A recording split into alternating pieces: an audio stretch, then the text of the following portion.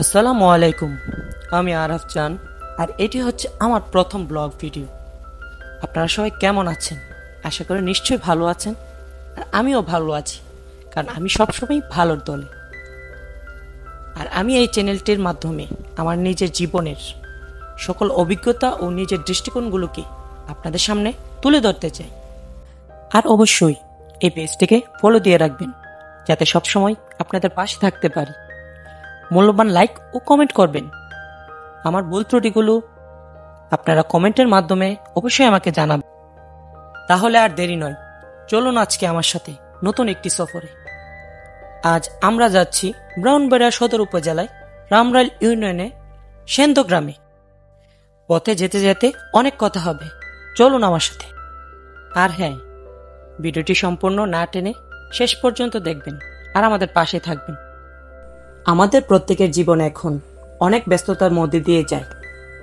নিজের জন্য অল্প সময়ও বের করা অনেক কঠিন বিষয়, কিন্তু তারপরও নিজের জন্য অল্প কিছু সময় বের করা উচিত।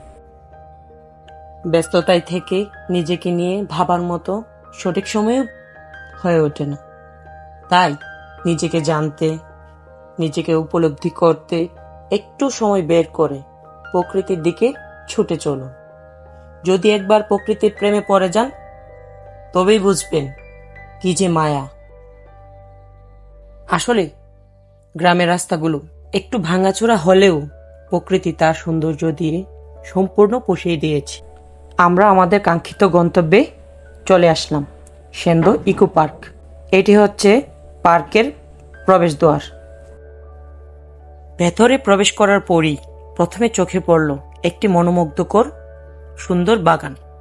প্রকৃতির মাঝে প্রজাপতিরা গান গাইছে, উঠছে, আর এই ফুলেরা তাদের রূপের আলো দিয়ে আমাদেরকে প্রকৃতির মাঝে টেনে নিচ্ছে। তাদের সুবাসে আমাদেরকে মায়ায় ফেলে দিচ্ছে। সামনে দু কদম গেলেই চোখে পড়বে কলার আদলে তৈরি একটি বেঞ্চ, যেখানে আপনি বসতে পারবেন। আমিও বসছিলাম, দেখেন কেমন লাগে আমায়।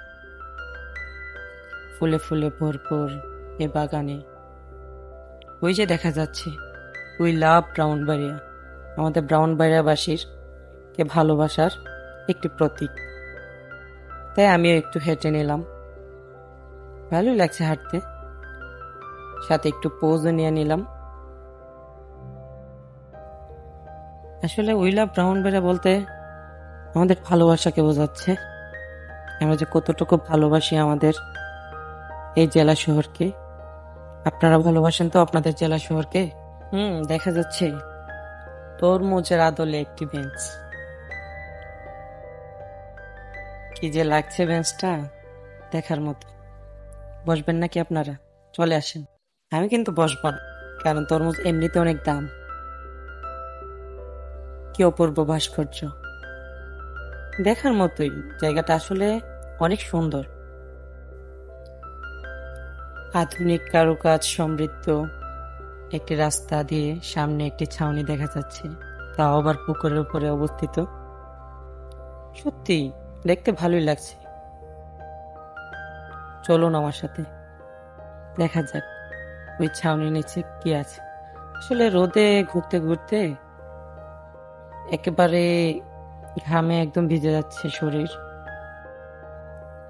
চলুন ছাউনির নিচে যাই, পুকুরের একটু বাতাস খাই, আর ছায়াতে নিজেকে একটু জিরিয়ে নিই। আসলে ছাউনিটা খুবই ছায়াযুক্ত এবং অল্প অল্প বাতাস আসছে, তো ভালোই লাগছে। আমি একটু জিরিয়ে নিচ্ছি। কি করবে এই গরমের মধ্যে? যতটুকু পারা যায় ছায়াতে থাকলেই ভালো হয়। ভালোই লাগছে। কি সুন্দর কারুকাজ। চলুন একটু সামনের দিকে এগিয়ে যাক, সামনে আরো কি কি রয়েছে আমরা দেখি। আসলে রাস্তাটা খুবই অপূর্ব, দুই পাশে লাইট দেওয়া, তো মনে হয় সন্ধ্যার পর আরো অপূর্ব লাগবে। আসলে পার্কটি এখনো নির্মাণাধীন, উদ্বোধন হয়নি, তাই সম্পূর্ণ আমরা দেখাতে পারলাম না, তার জন্য দুঃখিত। তাই বাইরে চলে আসলাম। চলুন সামনের দিকে যাওয়া যাক। আর একটু যাওয়ার পরই হঠাৎ করে চোখে পড়ল একটি প্রাকৃতিক বনসাই।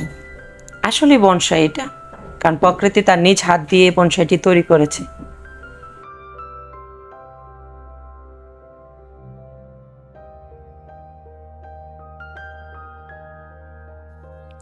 আর আমিও লোভ সামলাতে পারলাম না, উঠে পড়লাম এই গাছটিতে।